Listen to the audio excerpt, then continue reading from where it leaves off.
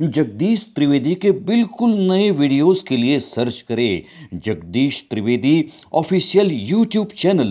Search करें, like करें, forward करें और हाँ, सब्सक्राइब करना ना भूलें जगदीश त्रिवेदी ऑफिशियल चैनल। બુધવારનો બોધ આ કાર્યક્રમ નિહાળી રહેલા તમામ મુરબ્બીઓ, માતાઓ, ભાઈઓ, બહેનો અને ભૂલકાઓને આપના મિત્ર જગદીશ ત્રિવેદીના સહર્ષ નમસ્કાર।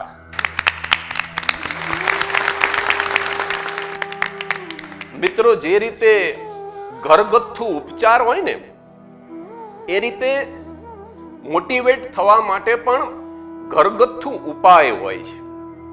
આજે હું તમને સાવ ઘરગથ્થુ ઉપાયની બે ચાર નાની વાત કરું જે આપણા ઘરમાં જોવા મળે। જો એને જોવાની થોડીક દ્રષ્ટિ આપણે બદલી નાખીએ। દાખલા તરીકે દૂધ, તમામના ઘરમાં દૂધ હોય। હવે ઈ જે દૂધ છે એમાં આપણા પરિવારની માં, બેન કે દીકરી રાત્રે મેળવણ મેળવે એટલે કે એની અંદર છાશના 4-5 ટીપા નાખે। હવે તમે જુઓ, દૂધની અંદર છાશના ટીપા પડે ને એટલે દૂધને બહુ દુઃખ થાય, કારણ કે બેની પ્રકૃતિ જુદી છે। આખી રાત દૂધ હેરાન થાય પણ સવારે દૂધમાંથી દહીં બની જાય, એની કિંમત વધી જાય, કારણ કે દૂધ કરતા દહીં મોંઘું છે। અને તમે એક વસ્તુ માર્ક કરી, દૂધ 1 લીટર હોય એની અંદર છાશના ટીપા તો 4-5 જ પડે અને છતાંય એ 4-5 ટીપા 1 લીટર દૂધને પ્રભાવિત કરે।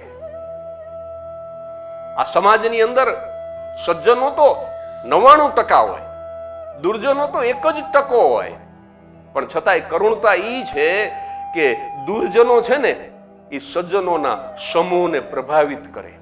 આ 1 લીટર દૂધ ભેગું થઈ અને માત્ર 5 ટીપા જે છાશના છે ને એ છાશનું દૂધ ન બનાવી શકે, પણ એ 5 જ ટીપા એ આખા 1 લીટર દૂધને દૂધમાંથી દહીં કરી નાખે।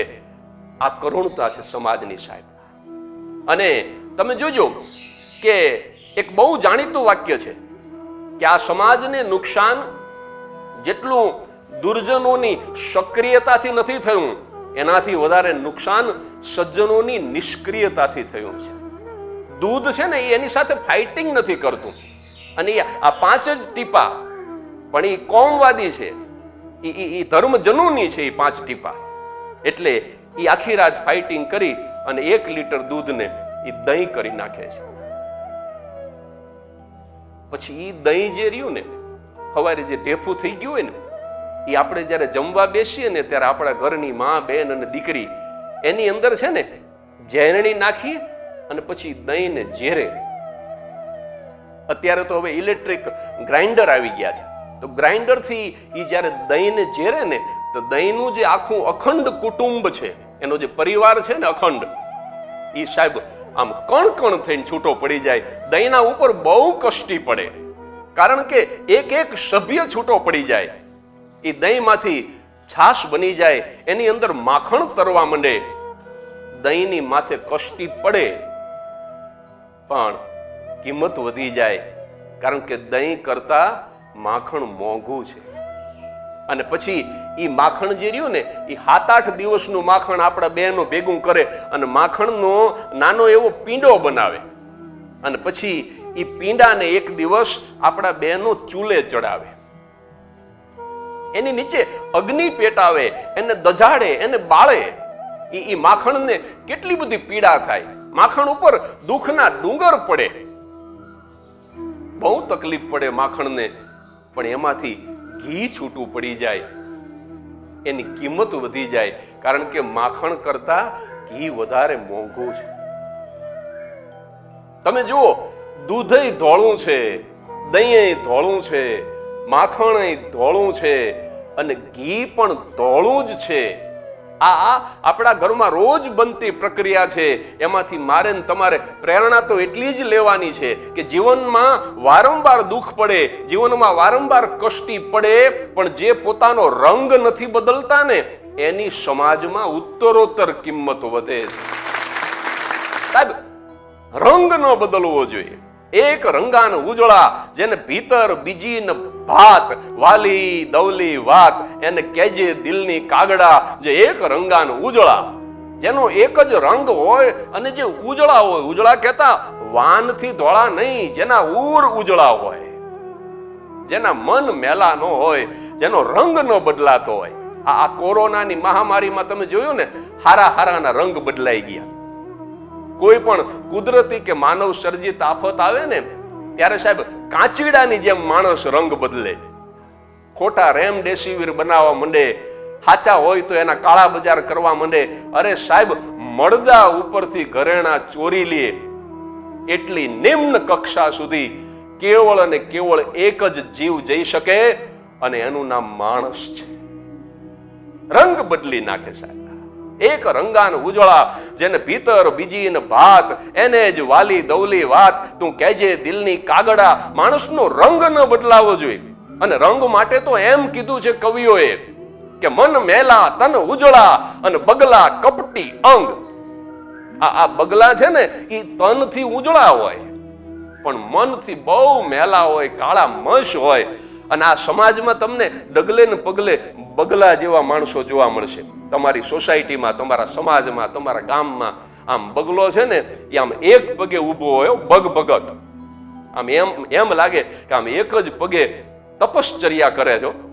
અને માછલી બિચારી ભોળી માછલી નીકળે ને એને એમ થાય કે આહા, આમ તો જુઓ આ કેવું સરસ તપ કરે છે. આ બગલા ભગતના ચરણ સ્પર્શ કરી લઉં તો મારા પાપ બળી જાય. અને ચરણ સ્પર્શ કરવા માછલી જેવી નજીક આવે ને અને ત્યાં તો તરાપ મારીને બગલો પોતાની ચાંચમાં પકડી લે. એક રંગાન ઉજળા જેને ભીતર બીજી ન ભાત વાલી દવલે વાત કહેજે દિલની કાગડા. અને જે આવા છે મન મેલા તન ઉજળા બગલા કપટી અંગ, એથી તો કાગા ભલા કે તન મન એક જ રંગ. સાહેબ, આ બગલા કરતા તો કાગડા હારા. કે કોઈ છેતરાય નહીં, ખબર પડી જાય કે આ તનનોય મેલો છે અને મનનોય મેલો છે. એટલે વારંવાર દુઃખ પડે, જીવનમાં દુઃખ તો આવે, પણ જે પોતાનો રંગ નથી બદલતા ને એની સમાજમાં કિંમત વધે છે. અને દૂધથી શરૂ કરી અને વાયા દહીં અને માખણ થઈ અને ઘી સુધી તરક્કી કરી શકે છે. સમાજમાં એની પ્રતિષ્ઠા વધે છે. અને આ દૂધની વાત આવી ને, બીજી એક નાનકડી વાત દૂધની જ કરું. એકવાર છે ને દૂધ અને પાણી બે બાજુ બાજુમાં બેઠા હતા. તપેલીની અંદર દૂધ હતું, બાજુમાં પાણીનો ઘડો હતો. એટલે બે વાતું વળી ગયા કે લોકડાઉનમાં નવરા બેઠા છે તો હાલો વાતું કરી, ટાઈમ પાસ થાય. એટલે દૂધે પાણીને કીધું કે તું આ છૂટું છો ને એટલે તારી સમાજમાં કોઈ કિંમત નથી, પાણી મફત મળે. દૂધે એમ કીધું કે તું મારામાં ભળી જા ને તો 50 રૂપિયાનું લીટર વેચાય એવું કરી દઉં. કારણ કે પાણીની કોઈ કિંમત નથી. જો નળનો વારો હોય પછી બધા વાસણ ભરાઈ જાય ને એટલે બેનો પછી ફળિયા મંડે ધોવા નળી ચાલુ કરીને. અને પુરુષો મોટર ઉપર મંડે ફુવારા કરવા. કારણ કે પાણીનો બગાડ, પાણીની કિંમત નથી એટલે વ્યર્થ જતું હોય. પણ દૂધ એમ કહે છે પાણીને કે તું મારામાં ભળી જા તો 50 રૂપિયાનું લીટર વેચાય. અને પાણી ભળી ગયું, પણ પાણીમાં ખાનદાની હતી.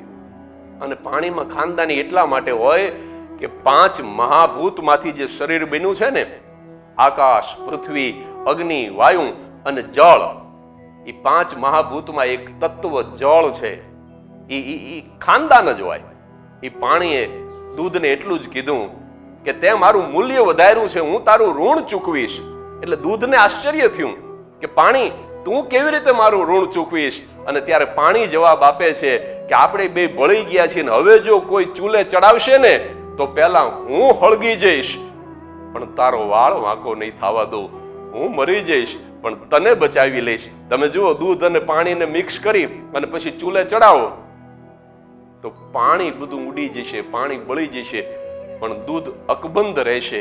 એટલે કોઈ વ્યક્તિ જો આપણને આશ્રય આપે તો એના માટે થઈને ખપી જવું ઈ સજ્જનનો સ્વભાવ છે. નહીતર ઘણા તો તમે જોજો ઈ આમ પાણી જેવા ન હોય, ઈ ઝેર જેવા હોય. એને કોઈ આશ્રય આપે, એને કોઈ પોતાની અંદર ભેળવે ને એટલે સામેના માણાને કેમ પતાવી દેવો, આપણે એના કરતા કેમ ઊંચા થઈ જાવું, તમામ ક્ષેત્રની અંદર આવા ઝેર જેવા માણસો હોય, આમ પેટમાં જઈ અને પછી પગ પોળા કરે.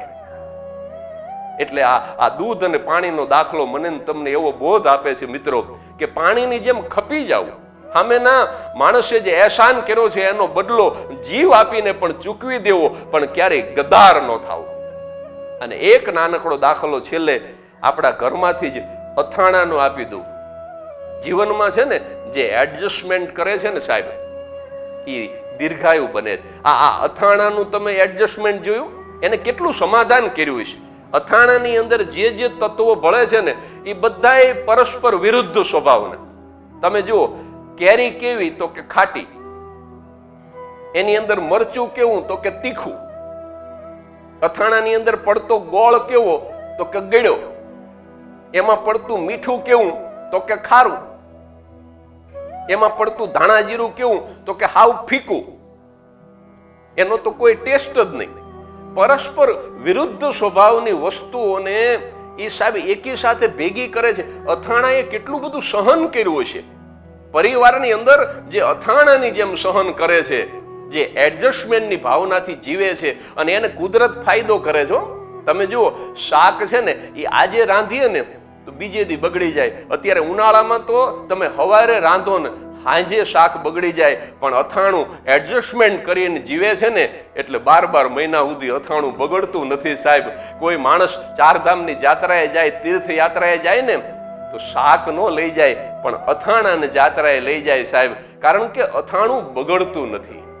જે સતત સમાધાન કરીને જીવે છે, જે સતત એડજસ્ટ થઈને જીવે છે, એ દીર્ઘાયુ બને છે સાહેબ. એટલે આપણા જ પરિવારમાંથી જેમ ઘરગથ્થુ ઉપચાર હોય એમ મોટિવેશનના આ બધા ઘરગથ્થુ ઉપચાર છે.